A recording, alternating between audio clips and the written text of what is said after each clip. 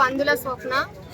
నేను 2021 డిసెంబర్ 7వ తారీఖు మేము లవ్ మ్యారేజ్ చేసుకున్నాం. 2022 డిసెంబర్ 25వ తారీఖు నాకు బాబు పుట్టాడు. 2022 25వ తారీఖు నాకు బాబు పుట్టాడు నవంబర్. నా బాబు పుట్టిన నెల రోజులకే మా ఆయన యాక్సిడెంట్లో చనిపోయారు. మా ఆయన చనిపోయిన తర్వాత మా అత్తగారు నాకున్న ఒక కొడుకు చనిపోయాడు. నాకు ఈ బాబుని నా కొడుకు అనుకొని సాదుకుంటా, నా మనవని నాకు ఈయన సాదుకుంటా అని చెప్పి నాకు అన్ని మాయ మాటలు చెప్పి తీసుకొని పోయింది సార్. శేషగిరి కార్పొరేటర్ భర్త 42వ డివిజన్ కార్పొరేటర్ భర్త శేషగిరి అంకుల్ సమక్షంలో మాట్లాడి తీసుకొని వెళ్ళిపోయింది సార్. దత్తత అని చెప్పి రాపించుకొని తీసుకొని వెళ్ళిపోయింది. తీసుకుపోయిన తర్వాత వారం రోజులకే నేను వేరే వాళ్ళకి దత్తత ఇస్తున్నా, బాబుని నువ్వు వచ్చి సంతకం పెట్టాలి అని చెప్పి శేషగిరి అంకుల్ మీ అత్త దత్తతిస్తుందంటే వేరే వాళ్ళకి, నువ్వు వచ్చి ఒక సంతకం పెట్టమ్మా అంటే నేను పెట్టను అంకుల్, మా అత్త సాదుకుంటా అన్నది ఎవరు లేరని చెప్పి ఏడ్చింది, బాధపడి తీసుకుపోయింది.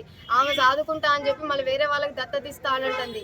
నేను ఇవ్వను, నా బాబుని నాకు ఇవ్వండి, నా బాబు ఎక్కడుండు ఇప్పుడు అని నేను అడిగా సార్. అంటే నీ బాబు మీ అత్త కాడే ఉండు అంటున్నారు సార్. అయితే తీసుకొచ్చి నా బాబు నాకు చూపించండి, నా బాబుని నాకు ఇవ్వండి అని అంటే నీ బాబుని ఇవ్వము, నువ్వు వచ్చి ఆధార్ కార్డు తీసుకొని సంతకం పెడుదురా అని బెదిరిస్తున్నారు సార్ శేషగిరి అంకులు, మా ఆడబిడ్డ అమల, రాంబాబు వీళ్ళందరూ నన్ను ఒత్తిడికి గురి చేస్తున్నారు సార్.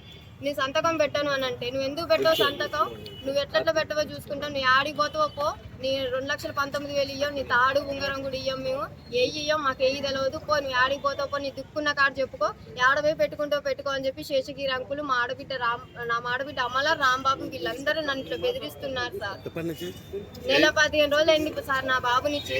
నేను 15 రోజుల నుంచి నాకు తెలిసిన దగ్గర నుంచి నా బాబుని నాకు ఇప్పియండి అంకుల్ అని తిరుగుతుంటే 15 రోజుల నుంచి నా బాబుని చూపియట్లేడు, ఎక్కడున్నాడన్నా చెప్పట్లేదు సార్. కానీ మా అత్త మాత్రం నా బాబు నమ్ముకుంది సార్, 5 లక్షలకు అమ్ముకుంది సార్. నా బాబు లేడు సార్.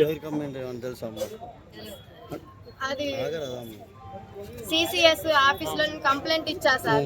ఆ సార్ వాళ్ళు అడిగారు మా అత్తయ్యకి ఫోన్ చేసి, బాబు ఎక్కడుండమ్మా అని అంటే మా చుట్టాలకి ఇచ్చా అని చెప్పింది సార్. అంటే ఎవరు, ఆయన పేరు ఏం పేరు అంటే చిన్న అని చెప్పింది.